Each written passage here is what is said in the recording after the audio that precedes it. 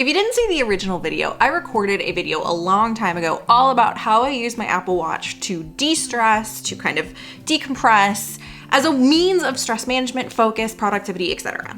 One of my most popular videos on my channel, and I kind of want to do a follow-up today, but with a slightly different take. If you're new to my channel, welcome. If you're not, welcome back. My name is Ellen, and I am a burnout and stress management coach, and I primarily do stress management through systems. I'm a big Notion nerd, and really lately I've been pivoting very much into this niche of how can our nervous systems meet our Notion systems, and how can our tech and our tools really support burnout management. I came up with all of these apps and tools and things that I did in my Apple Watch and on my iPhone, which ironically, I'm not wearing my Apple Watch right now. Let's put it on.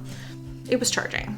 And it was all of these tools that were meant to help me de-stress. But if I'm being completely honest, most of those tools actually didn't stick, and I do not still use them. They were either too expensive, too complicated, or ironically, they felt like they were adding more stress by constantly reminding me to stand up, to de-stress, to breathe, by like telling me, hey, you're stressed out right now, calm down. Maybe it's just me, but that actually isn't helpful. Constant reminders of breathe, journal, meditate, de-stress. It actually sometimes does the opposite of what we want it to do. So today I'm sharing 4 things that are actually in my daily routine still years later. And I think this is what makes the stack different. It literally costs like less than $7 a month. Like really all of these things are probably tools that you either already have access to or are absurdly inexpensive. And really here we are focused on reducing overwhelm as opposed to creating it, which I'll be completely honest was not my intention last time. So with that, let's go ahead and break down these tools. Because here's ultimately what I've learned about stress management. More is not better. Hard stop. When I did that Apple Watch video before, I was using Stress Monitor, which was like real-time stress tracking. I used a tool called Training Today to tell me my readiness score. I used a tool called Welltory, which was tracking HRV reading. Headspace for meditation, and then Calm was something I would usually use for like my sleep stories. Like if you're starting to feel like you are spending more time managing your stress tracking tools, probably not good. And I'm willing to bet some of you are doing the same thing right now, which is why I wanted to record this video. You downloaded the app, you were excited, you set it up, and now it just kind of feels like one more thing on your to-do list. So when I was doing this video and kind of planning this out, I was asking myself questions of like, okay, what are the things that I'm doing that actually make me feel calmer, feel less overwhelmed without adding any extra friction to my day-to-day life? And that is how I landed on these 4. In fact, they've kind of become my framework for choosing stress relief tools that actually work. 1, low friction. It has to fit into my existing routine instead of adding more stress or a whole new habit. 2, low cost. I am not paying $15 a month for something that I can get for free or for cheap, or that one of my existing tools already does. 3, science backed. I want legit evidence that it actually works, not just good marketing. And also FYI, when they say scientifically proven, like double check that it actually is, because so many people use that as a marketing hack now, and they use bullshit studies to back it up. 4, nervous system safe. This shit should calm me down, not overwhelm me with data or notifications. And I found that these 4 tools really check all of those boxes. Here they are. Tool number 1, YouTube. I know, you probably go to YouTube to watch productivity videos. Maybe you get lost in the rabbit hole at 2 a.m., which I totally do if my phone happens to make its way into my bed, like short scrolling, 100%. But hear me out though, because I've actually found that using YouTube as a sort of stress management tool is very strategic. The first big way I use YouTube, nature videos for stress relief. There's actual research out there that shows that nature sounds in particular reduce cortisol, your stress hormone, they lower anxiety, and sometimes have the same stress relieving effects as actually being in nature. Obviously being in nature is better, but you can get those benefits from listening to nature sounds. I'm talking rainforest sounds,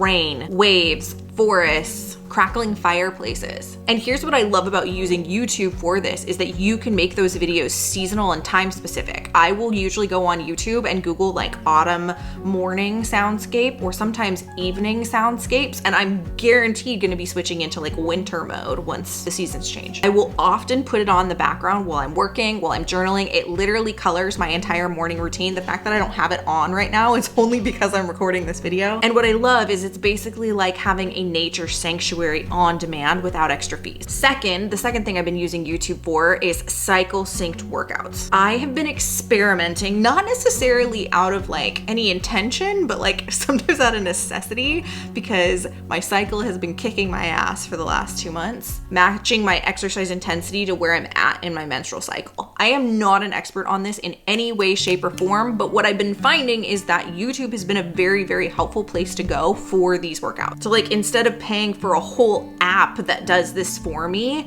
I will just go on YouTube and I will say like workouts for period or workouts for luteal phase, and it's amazing the stuff that's been coming up. It's been exactly what I've needed. And again, it's free, it's flexible. I can choose based on my energy level for that day instead of being locked into some extraneous routine or program. So yes, I've been using YouTube as a stress relief tool and it's been working amazingly well. Which brings me to tool number 2, Bevel. This is not a sponsored video. I am nowhere near in my YouTube career to having sponsored videos.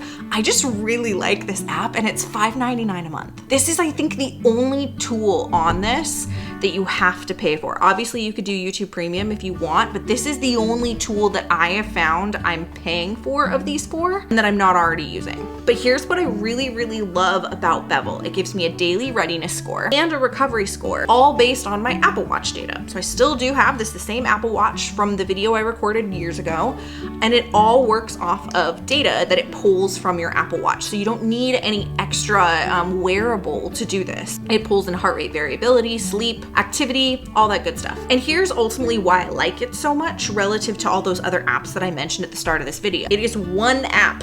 I wake up, it actually has a little notification that pops up that tells me how I slept and how I'm doing. And right there on the home screen of the app, I get my target strain for the day, which is kind of like my readiness score, if you will. So it kind of gives me a gauge for how hard I should push myself that day. What my recovery was like the night before. So it gives me a feel for not just how long did I sleep, but like how well did I sleep. It's been really interesting because I'm definitely starting to notice some patterns of like what times and what things are leading my sleep to still be a good duration of sleep, but not as good of a quality of sleep. And then it does also give me a sleep score. So the recovery score is factoring in like your sleep as well as like your physical recovery from whatever strain you put on your body the days before. I also really like that it's not an overwhelming app to use. Some of the previous apps that I used for stress management, they were pinging me throughout the day, and honestly, it got annoying. Bevel doesn't ping me all day. It doesn't ask me to, log my mood or track my water intake. You can go into the app and track those things. Like there's a massive amount of functionality in the app, but what I like about it is it really only gives me one little notification in the morning to kind of tell me, hey, this is where you're at for the day. And then when I open the app in the morning as well, it'll ask me things about the night before. Did I sleep in earplugs? Did I have a white noise while I was sleeping? And you can go in and customize all of those prompts that it might ask you to. I also find that it just helps me make better decisions when it comes to how hard I should push myself that day. Like if my recovery is really low, my strain target is probably gonna be pretty low for that day too, so I'll adjust my workouts accordingly. I feel like it's like having a little nervous system check-in that is actually kind of informing my day. And it's only $5.99 a month, so it's a really, really inexpensive app for all of the functionality that it allows. Now, as I mentioned before, some of those previous apps in the Apple Watch video do very similar things. Training Today does very similar things, and Training Today, I will say, has a very simple interface, but I think I just liked that Bevel is something that you can do kind of nervous system and stress tracking inside of. You can get that sort of readiness score, and then you can also do nutrition tracking and workout tracking and various other forms of tracking in there. It's kind of this all-included app that I think gives you some really, really powerful data. So that's Bevel. Now let's get to tool number 3, which is one of the ones that I've talked about before, focus modes. If you have an iPhone, you already have this tool. Focus modes lets you set up custom notification filters, profiles, home screens, etc. for various different parts of your day and various different types of activities. And when I activate various different focus modes, here's what happens. Only specific people can reach me, so maybe it's family or client. Distracting apps get hidden from my home screen. My Apple Watch and phone faces as well as my iPad, will also update to reflect whatever focus mode I'm in. And what's cool about these focus modes is you can link them to when you open particular apps, certain times of day, or certain locations, and the focus modes will automatically trigger. And I love that I don't have to think about it. Deep work mode automatically kicks in at 9 a.m. every day. Wind down mode starts at 8 p.m. Personal mode starts at 6. So my nervous system isn't constantly bracing itself for the next ping. I feel like it allows for digital boundaries, which I think is so cool. I think focus modes also became a bit of a game changer for me because I'm not constantly stressed out by my work. I realized it was more constantly being stressed out by pings and notifications and kind of having to think about these things in the background, like the constant interruptions. It's something that like I said in my previous Apple Watch video, it's something that I really grew to resent about my first experience with the Apple Watch, is it constantly reminding me to stand or constantly reminding me to meditate or feeling like people had access to me wherever I went. Like I reserve the right, I said it in that video, I reserve the right to leave my phone somewhere and ignore you. Like that is part of how I feel like I have to protect my peace, and I didn't like that with my early experiences with the Apple Watch. But focus modes and a complete, frankly, lack of notifications on my Apple Watch makes it so that my peace and my energy is protected in a way that I have control over, and I love that. If you haven't set up focus modes yet, do it. There's tons of YouTube videos out there telling you how and some recommendations. I actually highly recommend one that I watched from K Digital Studio years ago when I initially set up my focus modes. She was a big inspiration for how I set up my focus modes. And tool number 4 should come as no surprise to any of you: Notion. I know I talk about Notion all the time, but here's why it's on the list for this particular conversation. Notion is where I do my weekly resets, my brain dumps, my daily check-in and check-out. And those practices in and of themselves are hands down some of the most effective stress management tools I do. So with the weekly reset, every Saturday morning, sometimes Friday afternoon, I will sit down in my Notion, my weekly review Notion dashboard, which you guys have seen me do this a lot on this channel, and I will reflect on the previous week, usually kind of some variation on asking myself what worked, what didn't work, and what can I improve. And then I will game plan for the week that's coming up. It allows me to get the swirling thoughts out of my head.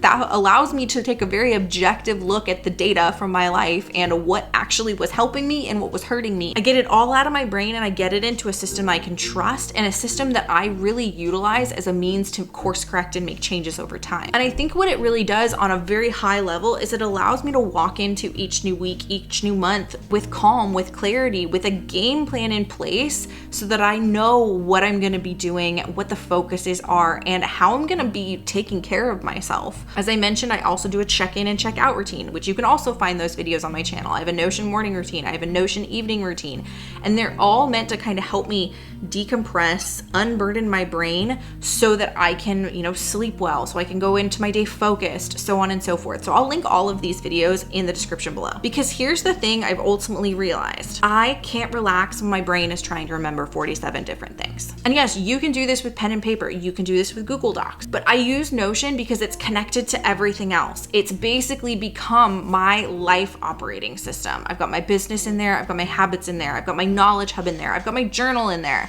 It is basically the thing that I go to when I want to help me make tweaks and manage my life, which I don't even really like saying it like that because my life is not something I want to manage. But I think for me, as somebody who does have ADHD-like tendencies, having that one-stop shop and that being the only thing I need to pull up, for anything that I'm doing, I've got it up on my screen over here as I do this, is just, it simplifies things for me. And that simplification is something that I very much value. Like everything lives in one place, and that reduces my mental load significantly. If you don't have a weekly reset practice, if you don't have Notion morning and evening routines, again, check out those videos down below to give you some ideas to get you started. Or I'm actually opening a brand new Skool Community that I'm still in the process of getting like the final touches on, but I'll go ahead and put the link at the top of the description below. Come join us. It's where your nervous system meets your Notion systems, and it's gonna be amazing. So with that, let's recap. Here are the 4 things that are still in my routines day to day, week to week, month to month, since recording that Apple Watch video forever ago. I use YouTube all the time as a free stress management and cycle syncing workout resource. I use Bevel, which is really the only app that I'm paying for stress and self-care and fitness tracking. iPhone focus modes, still a game changer, still obsessed with them. and Notion. The total monthly cost, and I'm not actually counting the monthly cost for Notion in this because I pay for Notion for my business and for my personal life anyway. So it really is only the cost for Bevel. That is it. The $5.99 a month for Bevel. There's no other added costs other than that. I do pay for the business plan of Notion, but you could probably do a lot of the stuff I'm talking about, weekly reviews, daily check-in and check-out pages on the free Notion plan. You honestly probably don't even have to pay for Notion to do those things. And I just love this setup because it's no chaos, no tech overwhelm, no pinging and notifications disrupting my peace, just 4 intentional tools that help me stay grounded and focused. And I think that's the biggest lesson of this entire thing too. Fewer tools, more intentionality. You don't need 5,000 apps. You don't need to track all of your biometrics. I think really at your core, you need a system that reduces decision fatigue, not one that adds to it. So if you're feeling overwhelmed by your wellness stack right now, you might want to ask yourself, which of these tools actually make me feel calmer and which of them are just more things for me to manage? Then once you have clarity on that question, cut the rest. And if you want help building out a burnout proof system that actually works for your life, again, check out the resources in the description below. Join my brand new Skool Community, which is going to be launching very soon. And if this video was helpful, go ahead and hit that like button, subscribe if you're not already subscribed, because I'm all about you helping your nervous system meet your Notion system and helping you stay sane as the ambitious human that you are. So with that, thanks for watching. I'll see you next time. Bye.